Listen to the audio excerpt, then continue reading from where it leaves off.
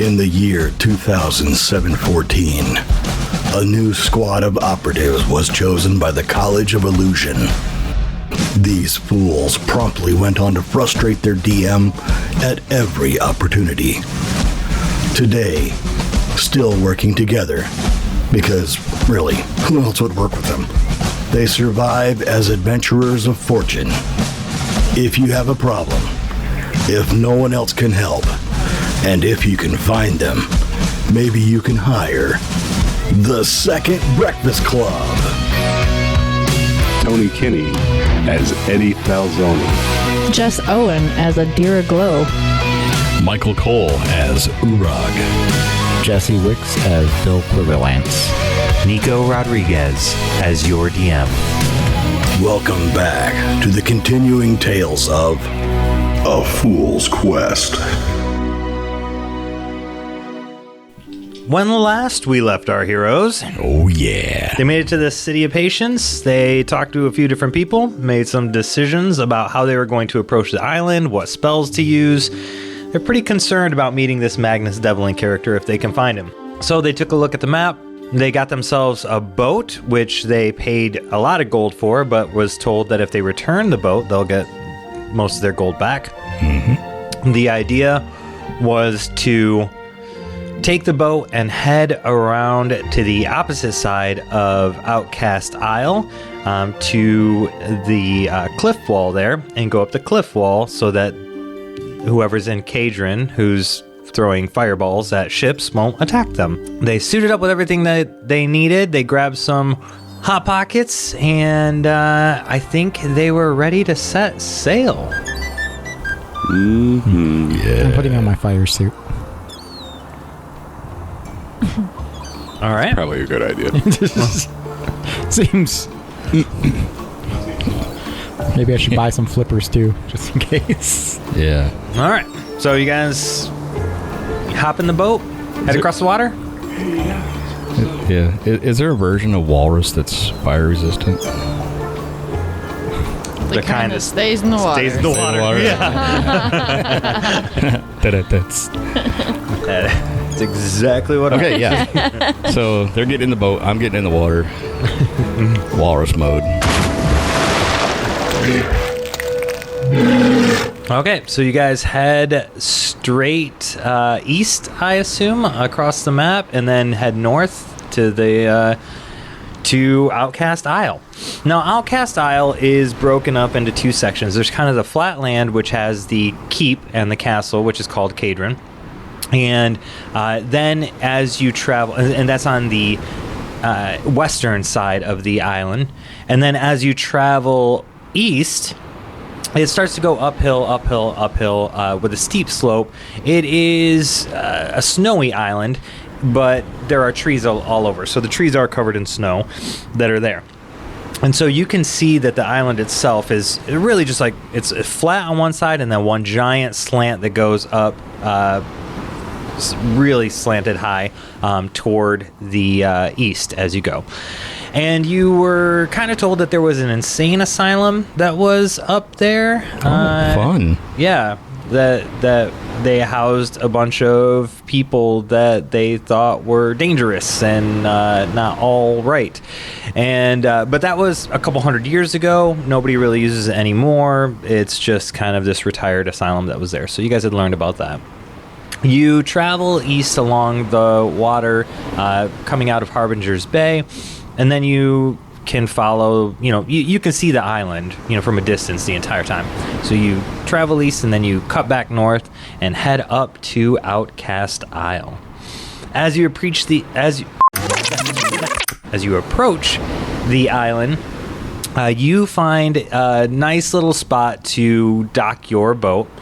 And it's even got a little pier area there, just a couple small little piers. There are no other ships there, though, but you can see a spot where you can pull your boat in and dock there, or you can continue to cruise around the island, look for a different place if you'd rather not approach that. And what you see from this side is a spot to dock the boat, and then maybe a small beach. It's primarily made of stone and, some wood, driftwood and stuff. And then the cliff wall right there, which looks exactly like the cliffs of Insanity from The Princess Bride. So you're looking at a cliff wall face of 702 feet tall, and it stretches for about 7 miles. But if you go around the cliffs, then you're going to be within view of Kadron. Have you learned how to shapeshift into a Fezzik yet? Maybe. Well, I did Hill Giant that one time.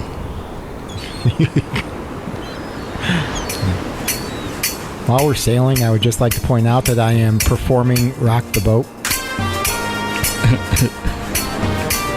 I didn't say just singing, I'm performing it. Not just singing, performing. We're doing the whole shtick. I'd like to know where you got the notion to rock the boat, baby, rock the boat, with the tip over.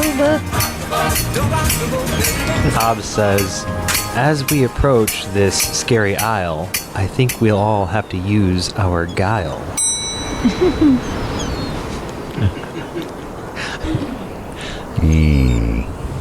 I didn't pack that sweater.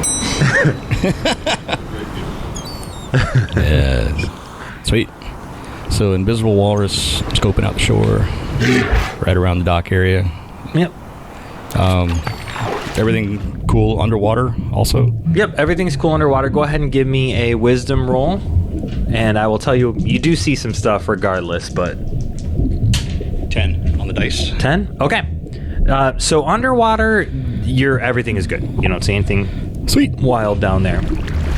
As you approach the docks and the shore, you do notice that there are a couple smaller boats, like 5 or 6 man boats, that have been pulled up onto shore, and it looks like they've kind of rotted out. The wood is rotted out from it, but it looks like at some point people did use this as, I don't know, maybe like a getaway spot or smuggler's area, something along those lines.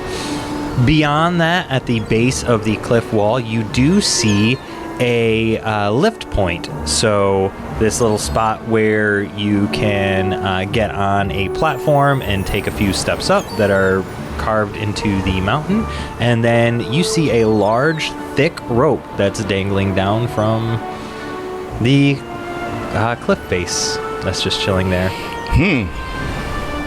So I will go back to the boat, relay what I've seen, and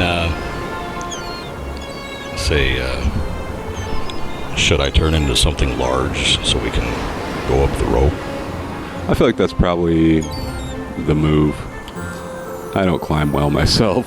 Or we could cut it and it'll drop a chandelier on it. Something's wrong with you. Really. I don't think it's that kind of rope. Can't know until you try. There could be a chandelier 700 feet up. You don't know. It could be a cliff face down on the other end, and this rope is holding the chandelier. But it's not secured on this end, so wouldn't it just fall anyway? It's just dangling. Maybe they use magic rope. I don't know how that's cast magic rope. Can you cast magic rope on this magic rope? Well, not right now. I don't have it prepared. But it wouldn't help anyway because it's already secured. That's really all magic rope does. Yeah, I think Uorag, if you can turn into something big enough to climb all of us up that, I think that's ideal. Otherwise, I think Adira's given us piggyback rides. A giant wall crawling platypus. You can all hide in the pouch. Well, there's something you don't see every day.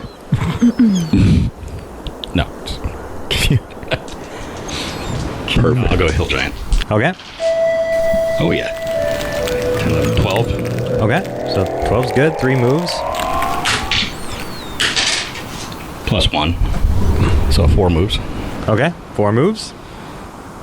And hang on, everybody. Yeah. Strap ourselves onto him.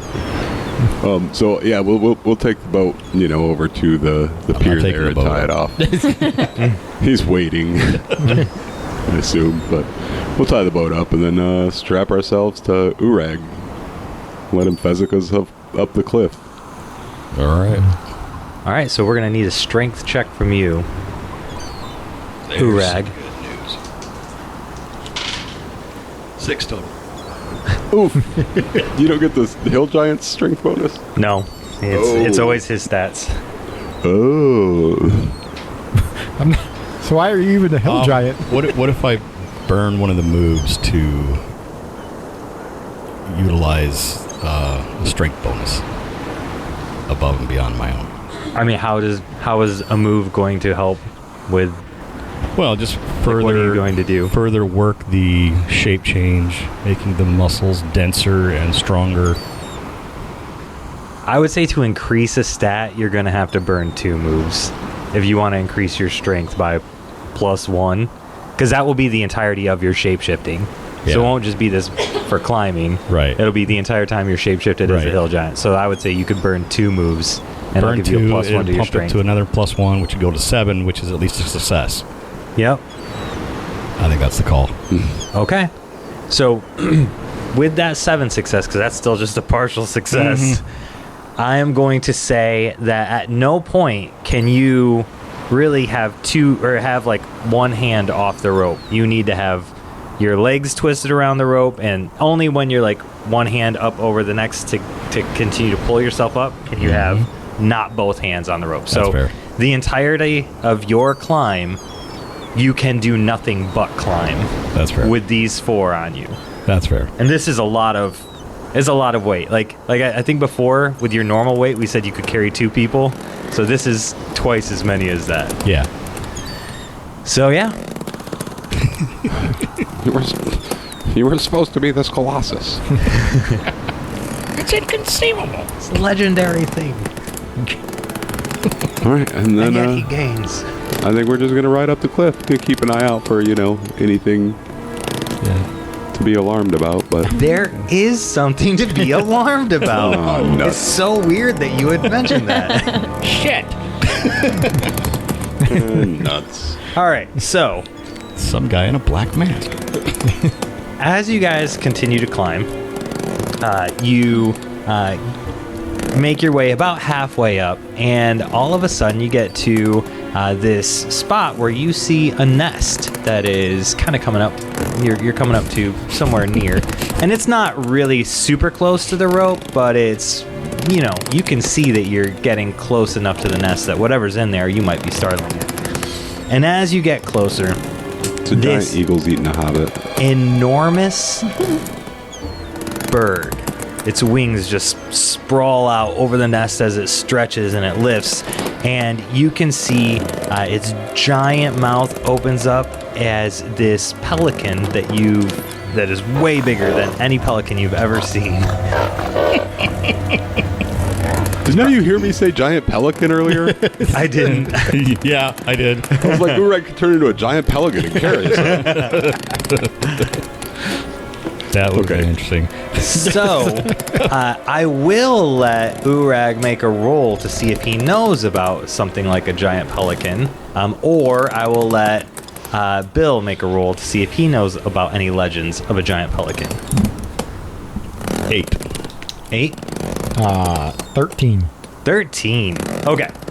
So with an 8, you know that when it comes to when it comes to pelicans, they like to just get their victims and they put them in their mouth and just pull their head up, and they eat things that are way too large. They'll even choke themselves to death on certain things that they're eating because they're dumb birds. Down the hatch. Bill, you know the legend of this gigantic pelican. You didn't think it was in the Evocation Nation, but there is one that's out there that talks about this pelican that can swoop down, and when it eats a person, it poops them out into a giant golden poop.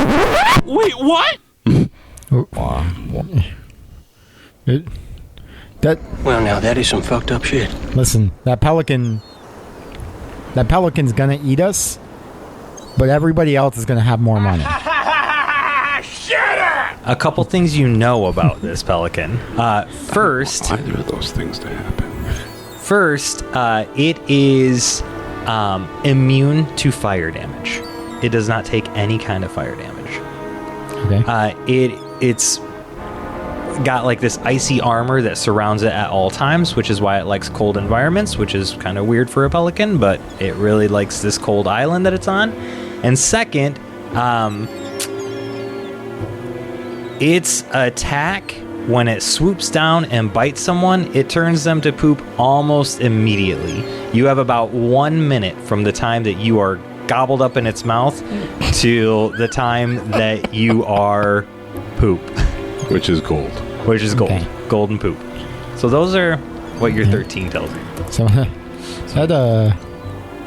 that pelican eats people and shits them out as gold about a minute later. It also can't be hurt by fire.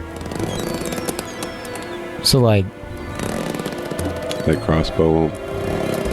No, probably not. Hey, Uorag, do you speak pelican?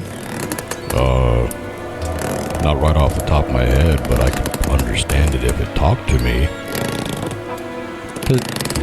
Because a fireproof pelican could be helpful. Is the pelican looking at us or anything? It hasn't noticed you yet, but it heard something. That's why it kind of woke up. It's just kind of getting itself around, stretching its wings out. It's probably a little peckish because it was napping, and it's a pelican. I'm just saying, if we could ride a fireproof pelican into the fireball wizard, could be handy. You want to try to seduce the pelican, Bill? Is that what I'm hearing? No.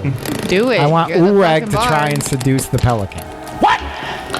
You seduce the pelican. Absolutely not. The last time you seduced something was the lunch lady. It's time to move on. Absolutely not. Becky or Bertha or whoever she was the love of my life. I think her name was Olga. That doesn't sound right. It is right. I'm expecting Mike to put in right after that.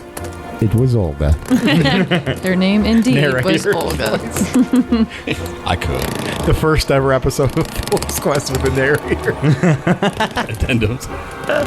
We've actually done something like that once. Well, yeah, I could holler out to it with my... Holler at Shorty? You're gonna holler at Shorty? Maybe. Hey, girl. So how far are we up? About halfway or so? I'm picturing. Yep, about halfway. So we got like 350 feet. That's going to take a while for you to climb. I think let's keep moving and hope we can get to the top before it gets us. We'll put the holler on the back burner and keep on trucking. Yeah, I don't want to draw attention. It hasn't noticed us yet. Yeah, Bill, don't touch your symbols. I'm already touching my symbols. Untouch. Of course you I won't. If that's the play, I'm going to want stealth checks from everyone, and Uorag is going to be a -1 for carrying you guys up. Oh, I know. I'll play him. I'll assist him, and I'll play a song. +1. Yes, please. So it's a dexterity. Hey, 10 on the dice. 10 on the dice. I have a -1, right?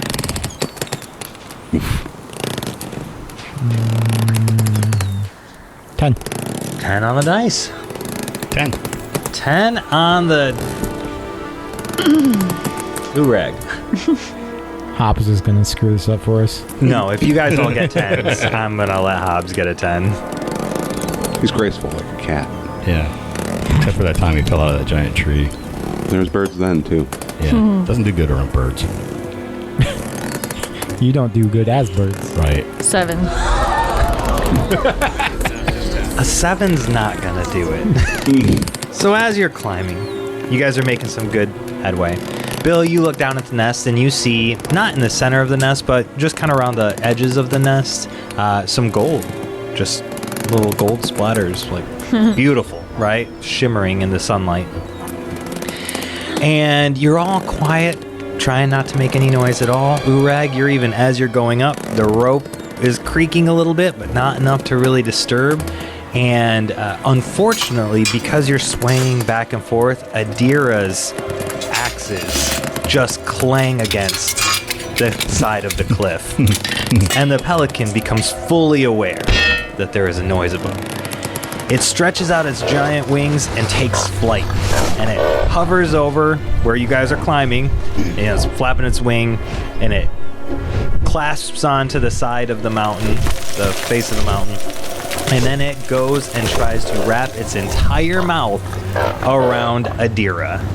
And it will attempt to rip her away from your because you guys are all tied in together, right? Yeah. It's going to try and rip her away from that. I can't do a damn thing. Its attack does hit, but it only does 2 damage, and it is not. It is strong enough to rip with a strength check of 11 plus 2, so 13. So, Adira, if you can beat 13 on strength, I'll have you push him away. Punch that freaking pelican. It took damage first, right? Yeah, I'm in a rage. Strength roll was a 9. 9. So you are not strong enough. So, couple things need to happen here. Everybody needs to do something to secure their position on Uorag, because it just ripped your harness into pieces. And Adira, it lifts you up and starts to gobble you down its throat into its giant pelican mouth. Our heroes will return after these messages. Hey there, it's Nico again. If you'd like to skip the ads next time, as well as support our show, you should check out our Patreon. All levels get ad-free listening, where you get to skip all the commercials, and then there are a bunch of other features, depending on what tier you go with. Check out the link at www.afoolsquest.com. And now that the commercials are out of the way, it's time to dive back into the foolishness. So right now you're just in its mouth. You haven't started going down the throat yet, but it just yanks you off of the Uorag and puts you in its giant mouth. Grab onto a tonsil or something. And I'm on fire in his mouth. Oh, there you go. But it's fireproof. He's going to feel it eventually. But yeah, so on the outside, that was its attack. What would you guys like to do? Well, I'm sure Uorag is making sure that we don't fall off the rope first and foremost. Correct. Yeah. I'm gonna grab onto his arm or like shoulder, and try to keep from falling. But can I do that and cast a spell? Is that like a dex check to try to? I would say if I'd say you could do that as your turn, or you can do that and cast a spell, but you would need a dex check. All right, that's what I'm doing. Okay. And it's 11 on the dex check. Nice. And I'm gonna cast magic missile on that pelican. Okay. Which is 7. It's 11. Nice. For the cast and 4 damage. Okay. And I think did we determine? It's force damage. I think it ignores armor. Magic missile. Did magic missile ignore armor? Yeah. I know your phantasmal killer did. Maybe that was the one. Okay. Yeah. What would a giant fireproof pelican be scared of? Magic missiles. Pelicans aren't scared of nothing. Okay, so it smashed, and I am going to see. Nope, it does not drop Adira.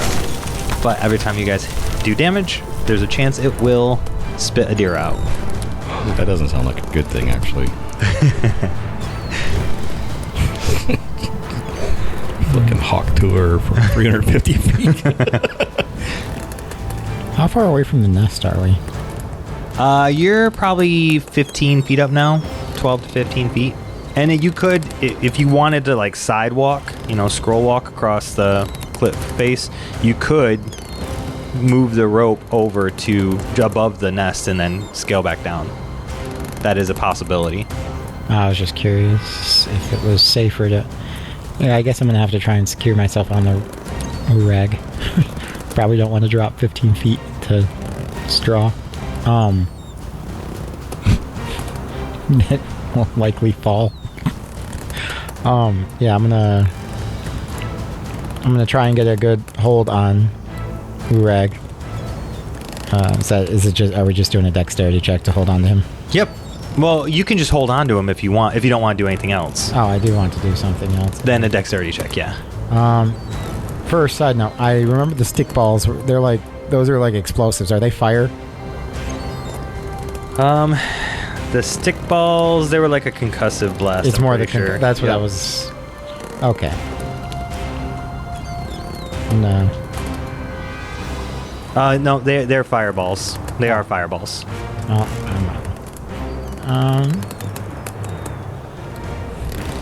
We have those catapults. we have catapults? Oh yeah, you had a box of them. I grabbed the box of them.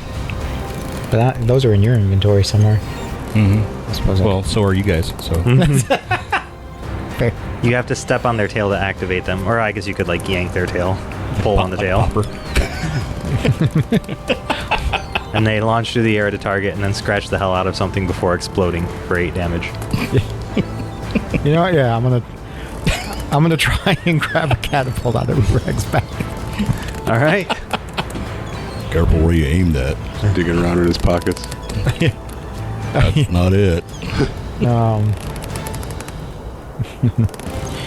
So am I rolling to see if I hold on, then rolling to see if I hit? Yeah, roll your dexterity to make sure you hold on, then roll your volley. Your volley.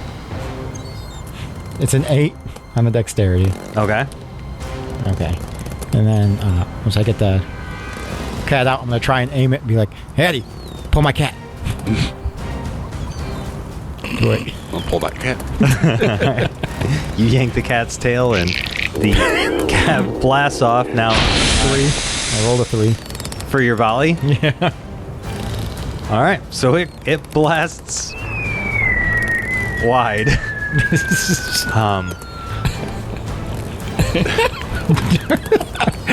And it goes up the mountain.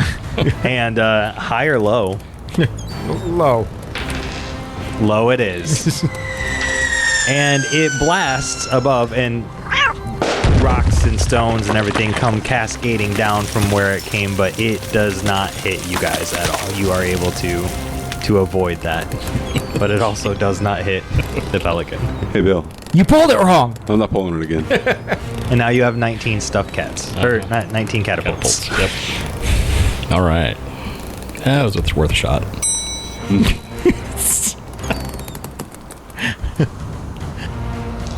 Adira, would you like to do something from inside this mouth? You're not gonna be able to. It's huge, right? It's huge, but you're not gonna be able to swing a weapon in here. You're kind of like in a.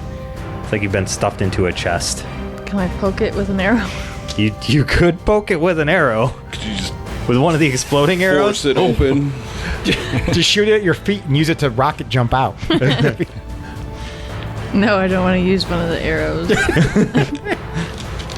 Pumpkins have tongues?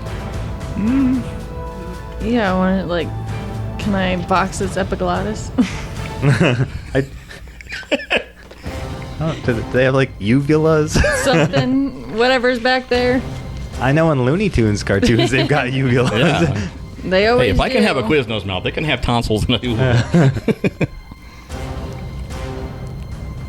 Yeah, well, I'm gonna try to like hit it somehow. Since I can't use my axes, how about an 11 to hit? That hits. Damn. What is an unarmed strike? What is an unarmed strike for me? Is it still does your- D10? Yeah, it's just Damage. your damage. Yeah. Plus you're raged. Yeah. 5 points of damage. I'm just like Rocky Balboa to his epiglottis or whatever back there. Whatever's going on.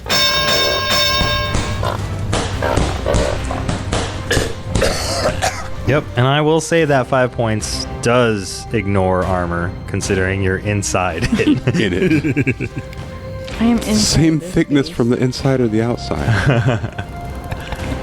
All right, and It's going to gag spitter down 350 feet. Hobbs is able to hold on with his dexterity. And he pulls out his axe. Okay, just one. He pulls out his axe and gets a nat 12 with his attack. So fuck. he is able to, well, like, it's your axe, I guess. He swings and it just clips the wing and wedges the wing right into the side of the mountain face. And so it pins the pelican there and does 3 points of damage. And the Pelican's looking pretty rough right now, but yeah, where are we at? What do you guys want to do? What's going on? Who's next? Uorag's still just climbing because that's all he can do. Yep. I think the Pelican's next then. Oh, yeah. Pelican. What? Whose side are you on? You guys lose Adira to a fucking pelican? Pelican Jesus Christ. swallow. That's what she said. Fucking Adira, slut. What a slut. You just start sliding down, and your feet first, right? And you can feel a tingling sensation running up your already metallic legs as your boots begin to turn gold, and you feel the crushing sensation of its insides starting to squeeze at you. The poopification has begun. Kick my We got boots less off than a minute, and guys. You have less than a minute, and and you need to take damage while you're in there. Oh, I need to. You didn't need to. Yep. you'd probably That be fine. is It's 8 arbitrary. points of damage as you begin to goldify. It's too bad it didn't eat Uorag. He could have just turned into a golden nugget. Yeah. I beat you to it. Just come out fine. Come Until he back out gets and shape pooped change out back. at 350 feet in the air. He's gold. What's fall do? Turn into a bird, maybe. He shapeshift on the way down. He shits out golden Uorag and he turns into a pelican. That's the weirdest birth I've ever seen. I would. Did you just give birth? They laid eggs.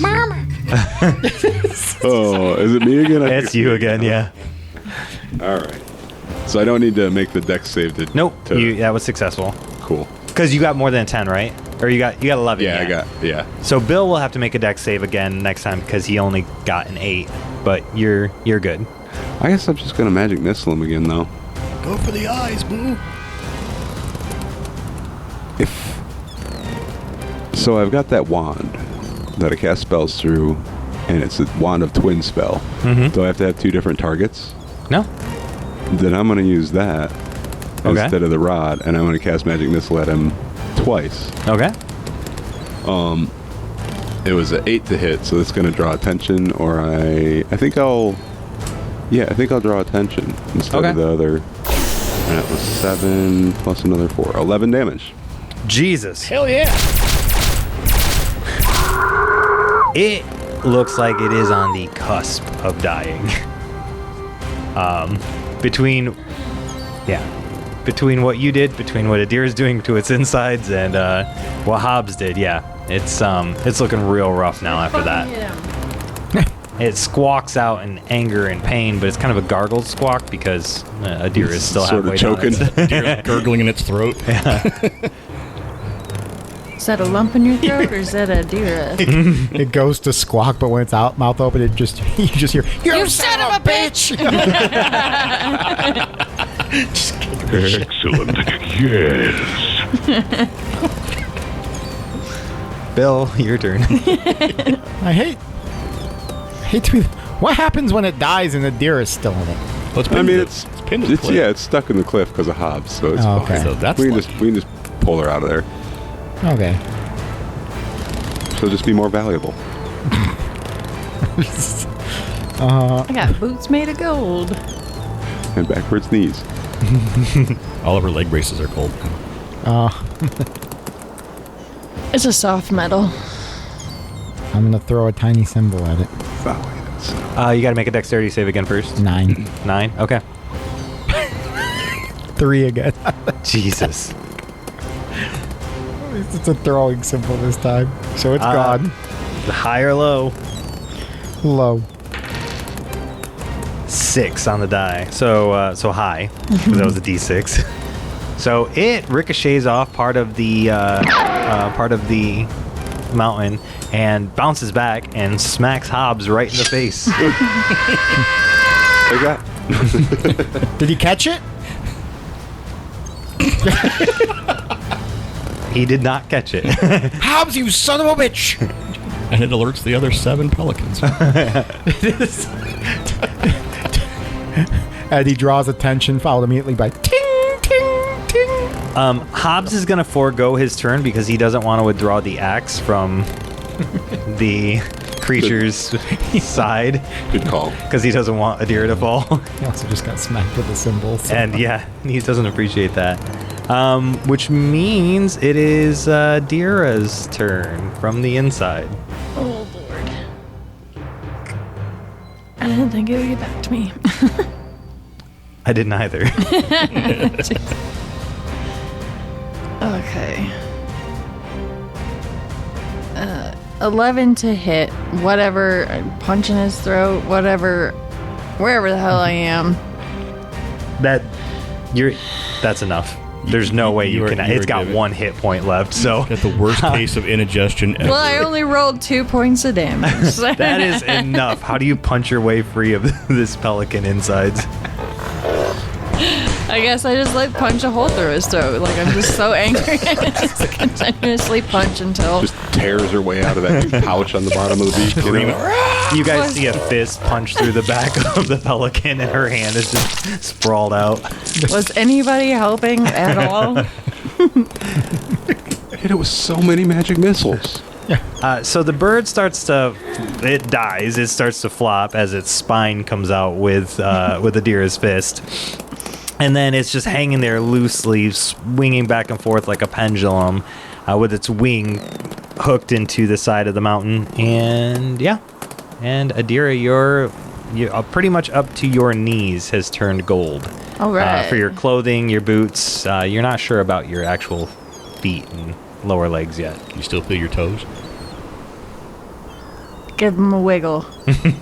Yeah, you can still feel them.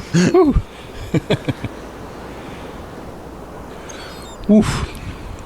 That was fun. You guys want to go to a pawn shop and see how much this is worth? I mean, there's all that gold in the nest right down there, too. More money. We already have so much. No, go get it. You guys keep spinning it like it's nothing. We can come back later for that. You guys are not harnessed right now, and you have 350 feet to go. So you could go down to the nest and take a minute and maybe let's do ourselves. that. Let's take a break there at that nest. Take a quick breather. Smoke if you got them. Hey, Greg, do you want to borrow the best and turn it into some climbing gear? Between the gold that you find in the nest and the gold that Adira was turning into, it is 1,300 gold worth of gold. Nice. Gold-plated poo.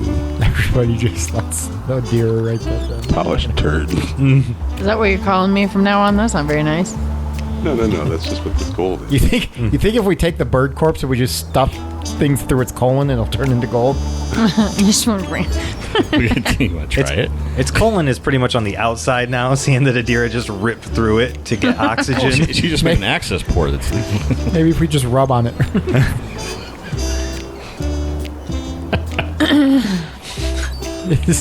I'll let you keep it if you want. You could do a ritual with it. I'm going to take one of its giant feathers and stick it in Bill's hat. Its colon is how Rumpelstiltskin spins yarn out of or thread out of gold. It's the stomach lining of a magic pelican. Magical large intestine.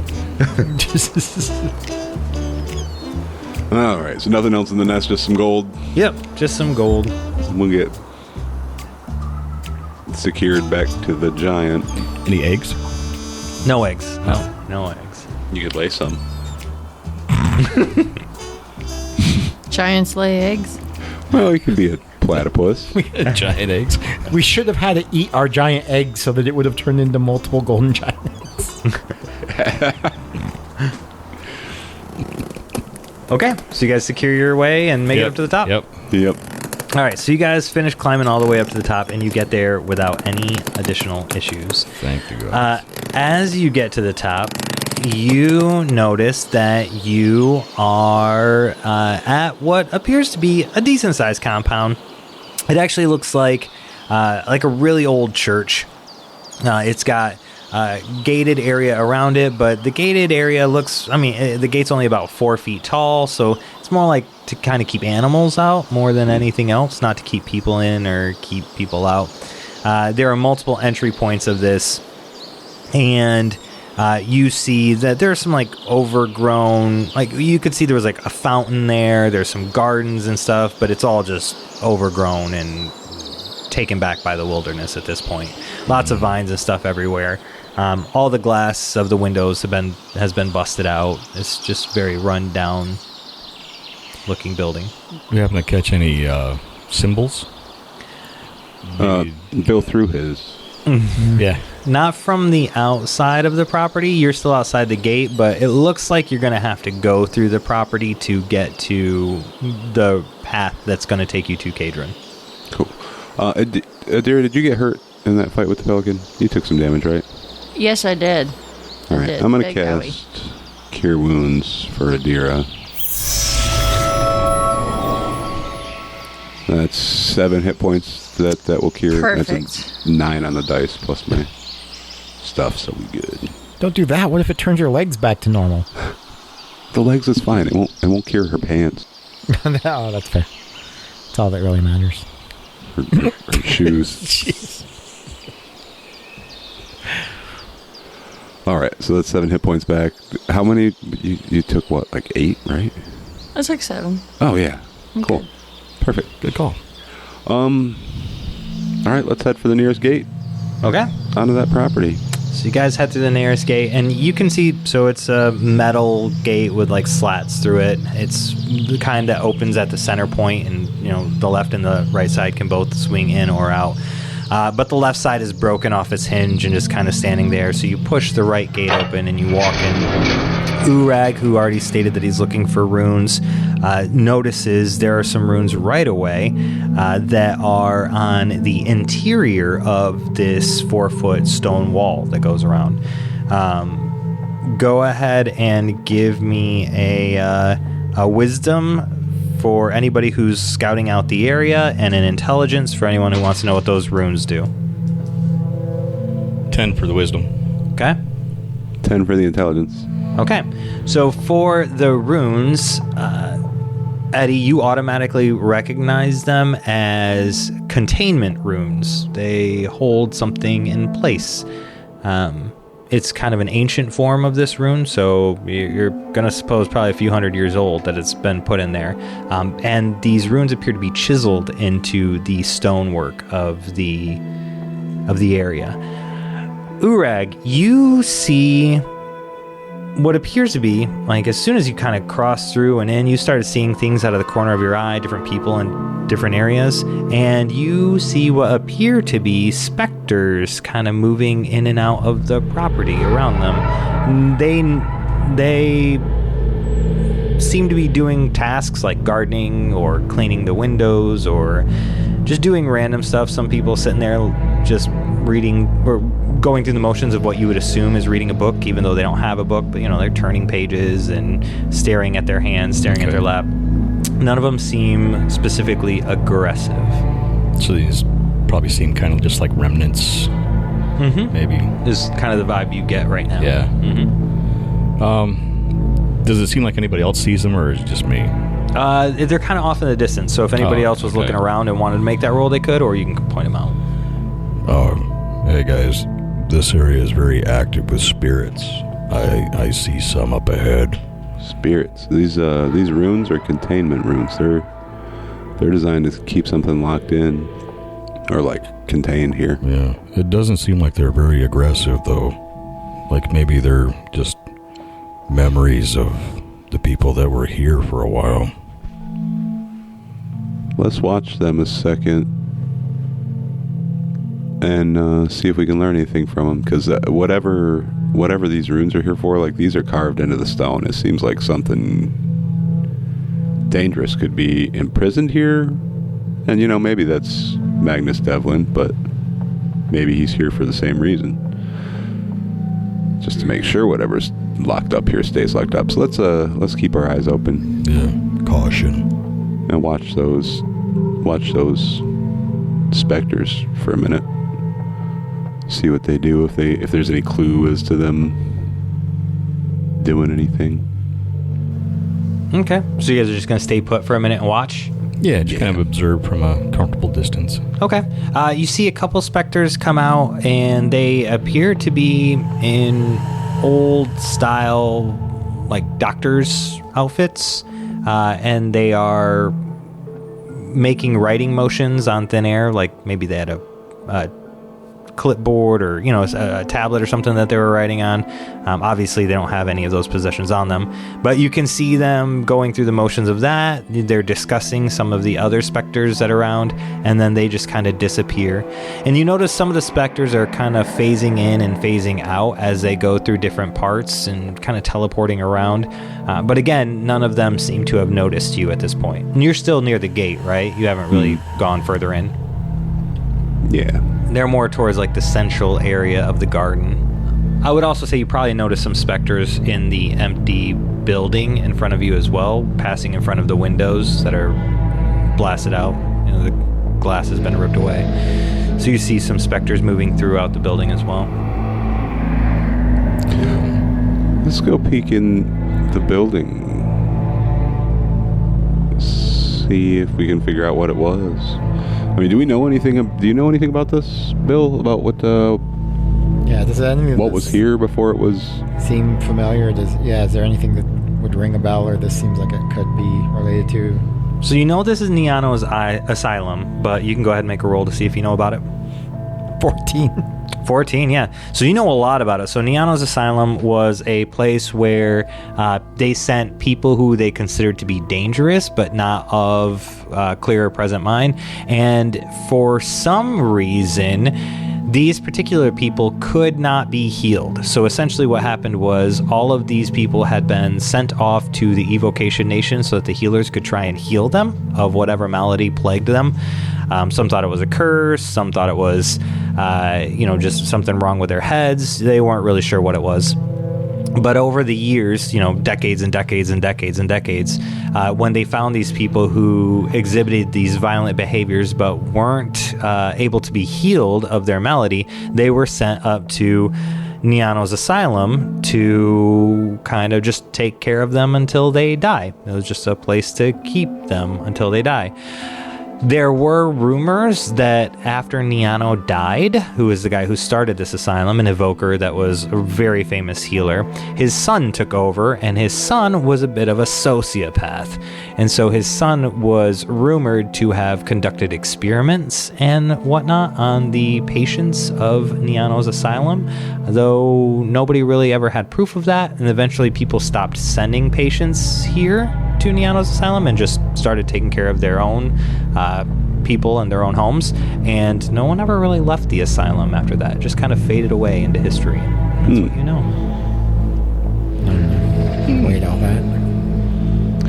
All right, let's go check it out. See, there might still be stuff here, Yeah. Let's go peek in this building. Okay. So you guys make your way up to the building, and you find plenty of windows that are smashed out, or the front door is pretty open if you want to cruise through there. Let's go right in the front door. All right. So you guys walk into the front door, and the first thing that you notice is where it's day outside. As soon as you walk in, the entire building appears to feel like it is night outside. So plenty of windows, but no sunshine, nothing like that is pouring in through the windows. You just kind of get the dim glow of like a big full moonlight.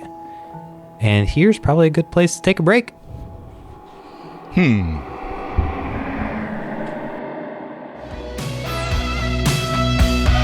This concludes this episode of A Fool's Quest.